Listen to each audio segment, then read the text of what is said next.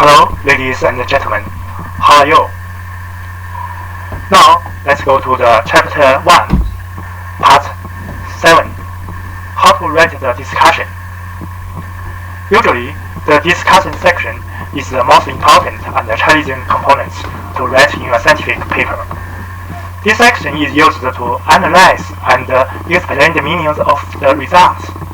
So, from the discussion part, we can know a lot of new information generated by the study, and this part can also explain the significance and the clinical implications of the knowledge gained, and provide recommendations for the future research. So, it's very, very important thing to write. There are some key points here. First, the discussion section should be conscious analysis and explanation of your results. Then can converse the reader of the importance of your findings. For the first paragraph in discussion, usually should summarize the result of the study, while reminding the reader of the question that you studied trying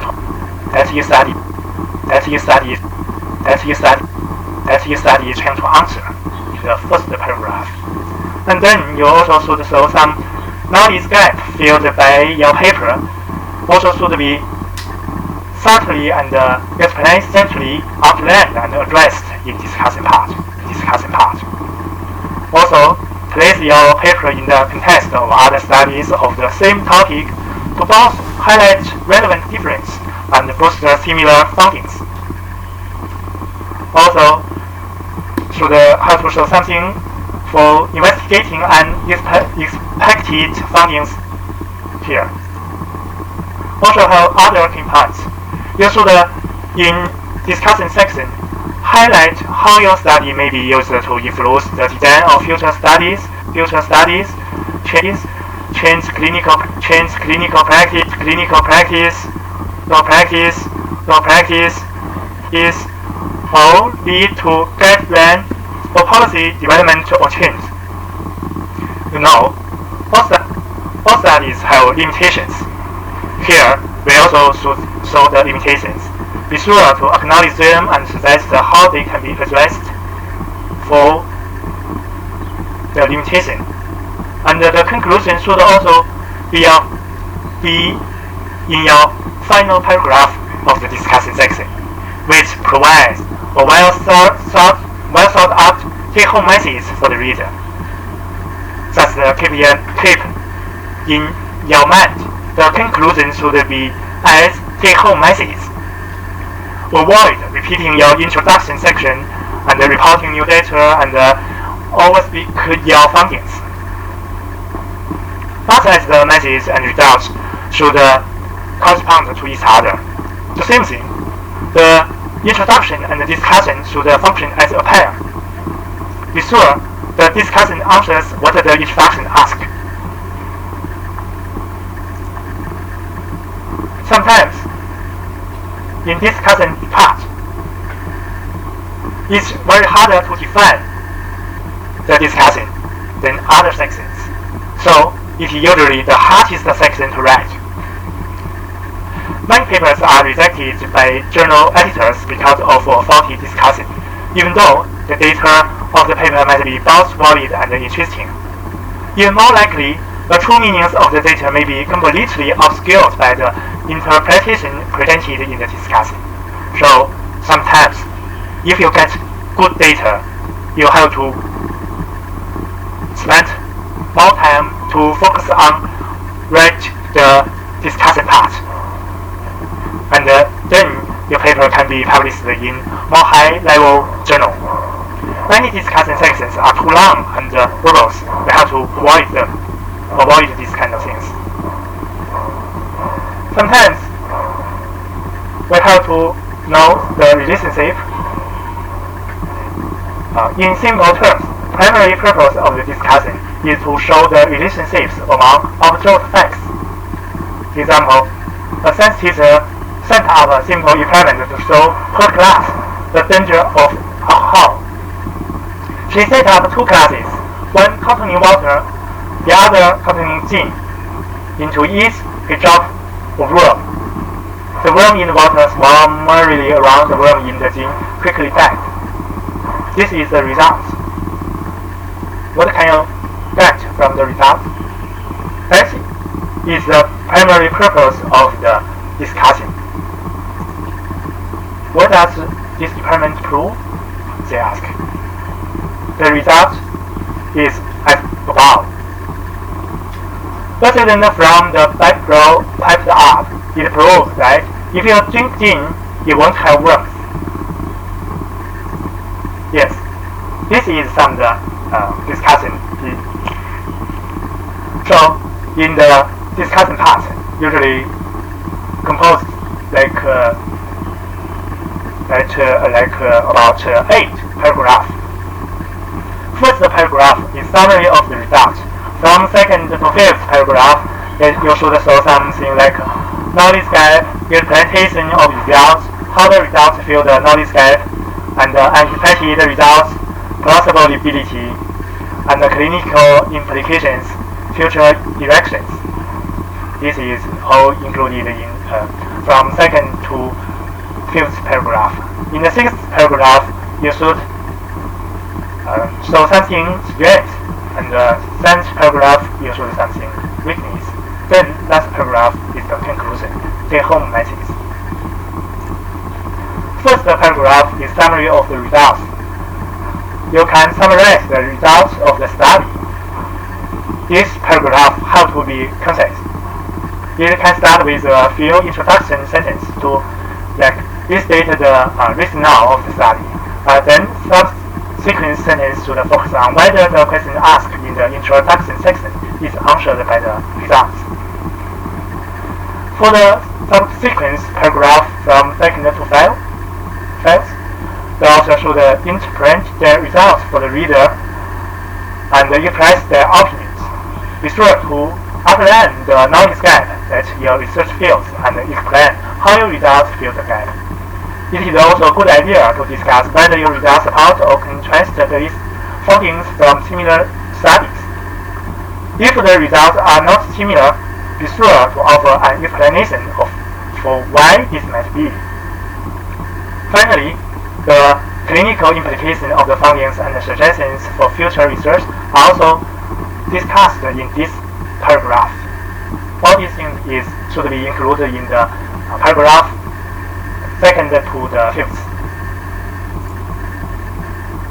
About the knowledge gap is briefly discussed in the introduction section to justify your study.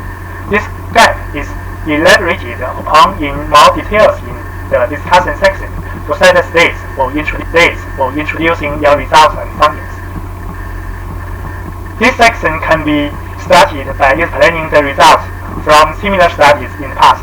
You can also discuss the unanswered questions from previous studies. That's okay. Some sentences like this will be a good example. Can be explanation of the results, like in a study, blah blah blah, we found that what it was associated with, we offer a few possible explanations for the results in our discussion section. Include the following: the results may have been due to its first. Second, there may have been another reason that way. Then we therefore conclude that it is highly likely the outcomes seen were due to like this.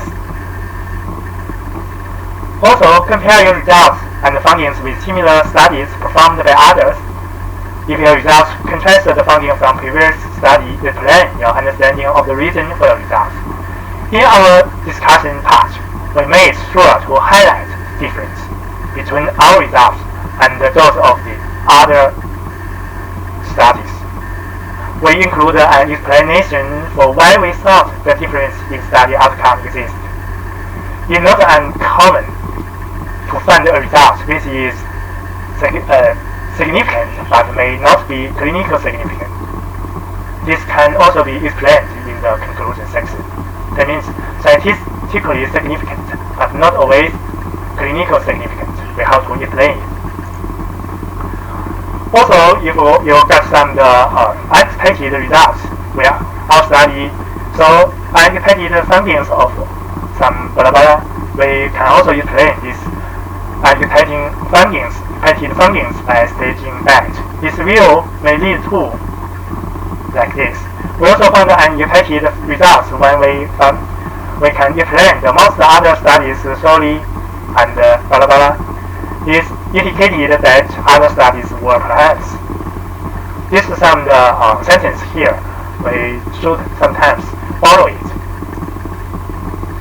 About the clinical implications in the medical field, research is performed to improve the care and outcomes of patients. So it's extremely important to discuss the potential clinical implications of your research. Like, how will the new information from your research change clinical practice? How can your findings be incorporated into current clinical practice? Is there a need for policy change based on your study? You can discuss all these kind of things in this section. The studies that develop a new technique of the clinical trials that test an intervention are more likely to have a significant clinical impact than an observational basic science study. If your research or your data is strong or innovative, you can even make suggestions for guidelines or policy change. We can also provide for the future direction. It is important to have a section in your discussion where you state the implications of your research for future work in the field. You should make some recommendations to advance the field based on your results. Your findings may lead to the development of new methods, lead to the design for future study. So now way to analyze data or identify new area of research like this. Sometimes you can write your sentence like this for the future direction. Basic science research like animal or cell culture studies perhaps leaves some suggestions for human clinical studies. You can also discuss. The above is the contents from the second to the fifth paragraph. In the sixth paragraph, you show the strength of the study. It's important to emphasize the strength of your study. Some authors perhaps consider it immodest to know strength of their work. For example, like simple experimental technique, large sample size, or long follow-up. However, such information can aid readers in determining how definitive the findings are. It can also help persuade peer reviewers and editors that your work deserves publication. You can write a sentence like this. We highlight that ours was the first study to. We also noticed that blah blah make the results generalizable, like this. For the seventh paragraph, you should show some of the limitations of your studies. What if research have significant limitations, such as difficulty with the technique, a relative small sample size, or related short follow-up? You should also provide here. Some authors may try to hide some limitations. It's not good habit. So it's better to identify substantial limitations yourself than by the reviewer or editors. In doing so, you may be able to discuss what impact the limitations are likely to have on the conclusion that can be drawn. The value of the manuscript is enhanced by showing the weakness of the study. Just remember that. It can be enhanced by showing the weakness of study themselves. Our study have limitations, don't hide them.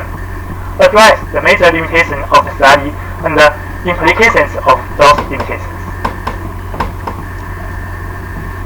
It is much better for the author to acknowledge the weakness and the limitations of their research than the reviewer or readers to impose them after submissions.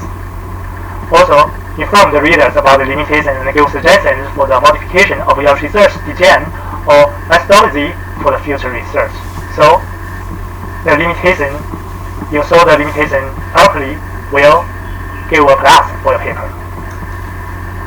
like the limitation of the study and paper have. For the discussion part, the last paragraph should be the conclusion. For the major of the journals, this is included in the discussion section. However, there are a few journals that require a separate conclusion section. Anyway, you do the same thing. In the conclusion paragraph, this paragraph should provide a take-home message to the reader in 3 to 4 sentences. You can also suggest a future experiment or practice change in the conclusion.